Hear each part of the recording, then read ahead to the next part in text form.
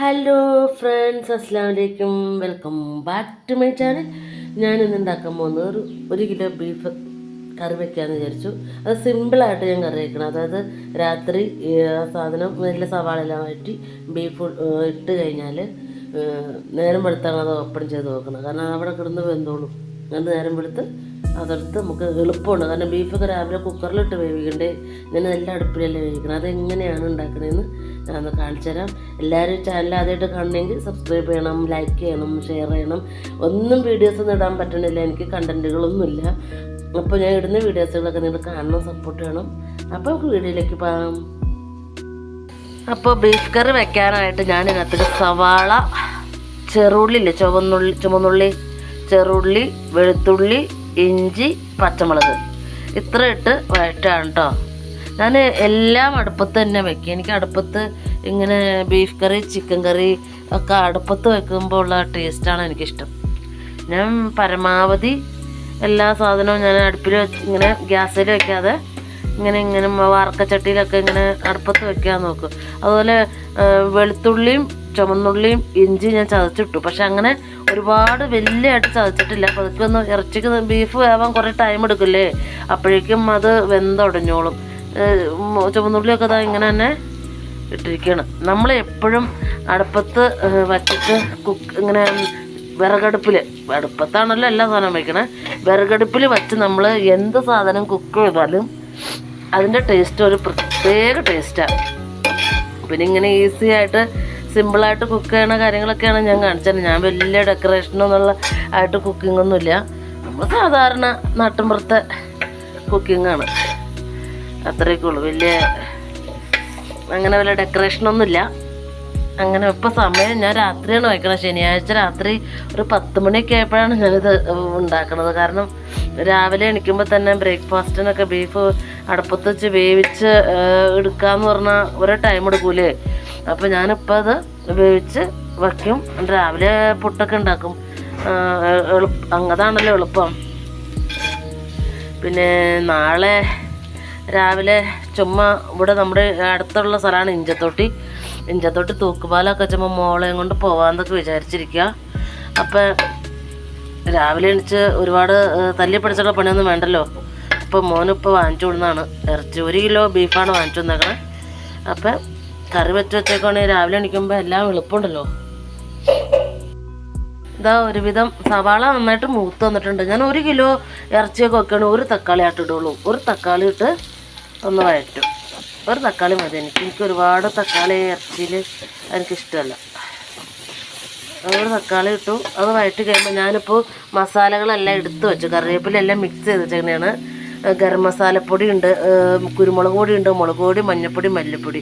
ഈ ഗരം മസാല ഞാനിവിടെ പൊടിച്ച് വെച്ചേക്കണത്, കുരുമുളകും ഞാനിവിടെ പൊടിച്ച് വെച്ചേക്കണതാണ്. അപ്പോൾ ഗരം മസാല ഇടുമ്പോൾ എനിക്കൊരു ഇറച്ചി മസാലയൊന്നും എക്സ്ട്രാ ചേർക്കണമെന്ന് ഇഷ്ടമല്ല. ഇതിപ്പോൾ മുളക് പൊടി, മഞ്ഞൾപ്പൊടി, മല്ലിപ്പൊടി, ഗരം മസാല, കുരുമുളക് ഇത്ര. ഓൾറെഡി ആദ്യം നമ്മൾ സവാളെല്ലാം വഴന്ന് കഴിയുമ്പോൾ ഈ എത്ര ഐറ്റംസോടെ ചേർക്കും. എനിക്ക് ഒരുപാട് ഇങ്ങനെ മസാലകളൊന്നും ചേർക്കണമെന്ന് എനിക്കിഷ്ടമല്ല. ബീഫ് കറിയുടെ ആ ടേസ്റ്റ് എടുക്കുമ്പോൾ ഒരു ഓവർ മസാലയൊന്നും വേണ്ട.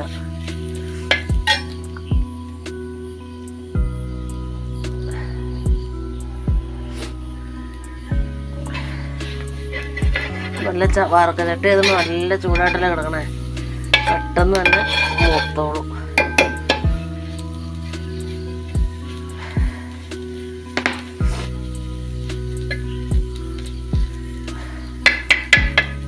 ഓവർ മസാല ഇട്ട് കഴിഞ്ഞാൽ എനിക്കൊരു സുഖമില്ല. ഈ എന്താ പറയുക, ഇറച്ചിയുടെ നമുക്ക് ഒറിജിനലായിട്ട് ഇറച്ചിക്കറിയുടെ ബീഫ് കറിയുടെ ടേസ്റ്റ് നമുക്ക് കിട്ടൂല. നമുക്ക് മസാലയുടെ കുത്തായിരിക്കും അധികം.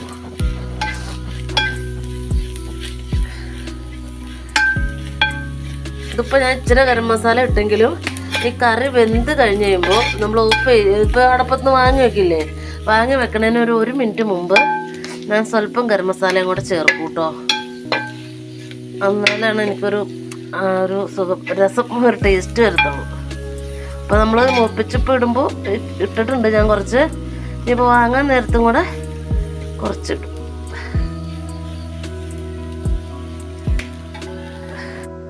1 കിലോ ബീഫാണ് വാങ്ങിച്ചേക്കണം. ഞാൻ സാധാരണ ഇറച്ചിയൊക്കെ വാങ്ങുമ്പോൾ അതിനകത്ത് 2 കഷ്ണം എല്ലും 2 കഷ്ണം നെയ്യൊക്കെ ഇടിക്കും. എനിക്ക് എല്ലും നെയ്യൊക്കെ ഇട്ടാലാണ് ആ കറിക്കൊരു ടേസ്റ്റ് ഉള്ളത്. ചുമ്മാ ചവറ് ഇറച്ചി കഴിക്കും പോലെ അല്ലേ ഉണ്ടാവുള്ളൂ. അപ്പോൾ ഞാൻ ഇതിനകത്ത് അവനെ മോൻ വാങ്ങിച്ചപ്പോൾ എല്ലിട്ടിട്ടില്ല. ഇതിനകത്ത് 2 കഷ്ണം നെയ്യ് മാത്രമേ ഉള്ളൂ. ഞാനപ്പോൾ ഇറച്ചി എന്തൊക്കെ ചേർക്കുക.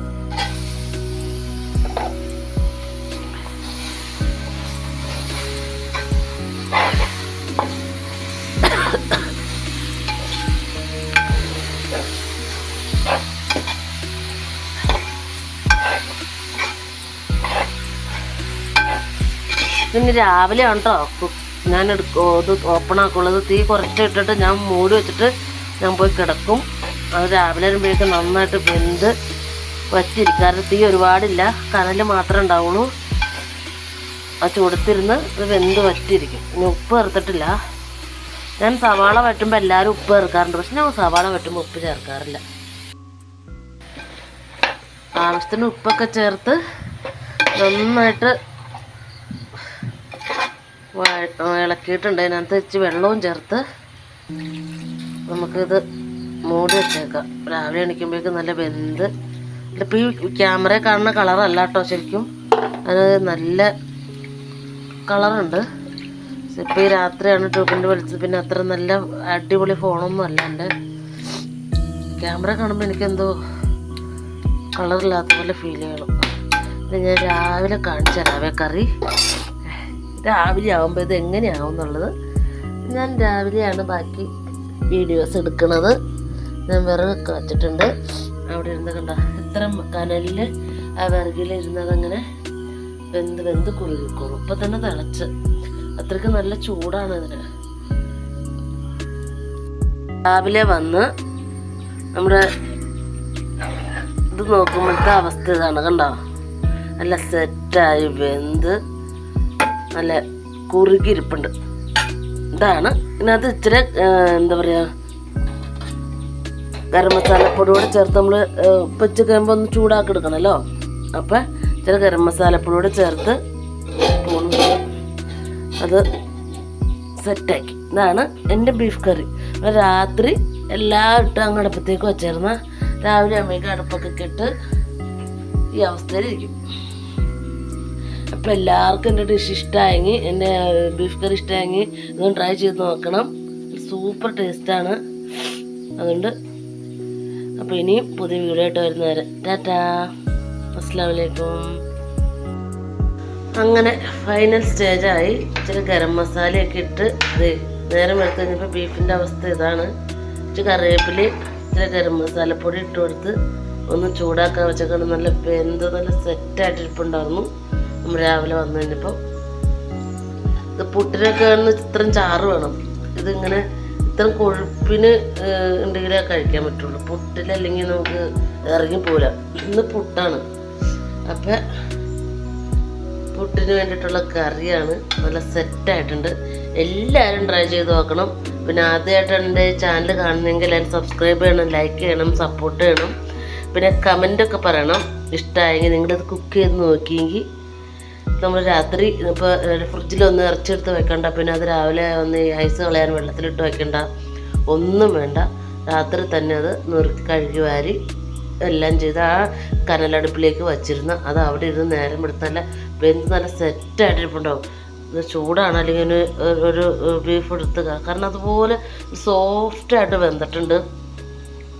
നല്ല ഞാൻ അന്നേരം പറഞ്ഞില്ല എൻ്റെ കളറ് അന്നേരം അങ്ങനെ ഇരിക്കുന്നത് വെച്ച് നിങ്ങൾക്ക് കാണുമ്പോൾ. പക്ഷെ ഇപ്പോൾ നല്ല കളറായി, നല്ല സെറ്റായ പച്ച കറിവേപ്പില ലാസ്റ്റ് ഇച്ചിരി ഇട്ട് ആ ഗരം മസാലപ്പൊടിയും കൂടി ഇട്ട് കഴിയുമ്പോണ്ടല്ലോ ഒന്നും പറയാനില്ല. അപ്പം എല്ലാവരും ഈ ചാനൽ സബ്സ്ക്രൈബ് ചെയ്യണേ. അപ്പോൾ എനിക്ക് എന്നും വീഡിയോസൊന്നും ഇടാൻ കണ്ടൻറ്റൊന്നുമില്ല. അപ്പോൾ എനിക്ക് ഓരോരോ വിഷയങ്ങൾ കിട്ടുമ്പോൾ ഞാൻ വീഡിയോസ് ഇടും. നിങ്ങളെല്ലാവരും സപ്പോർട്ട് ചെയ്യണേ.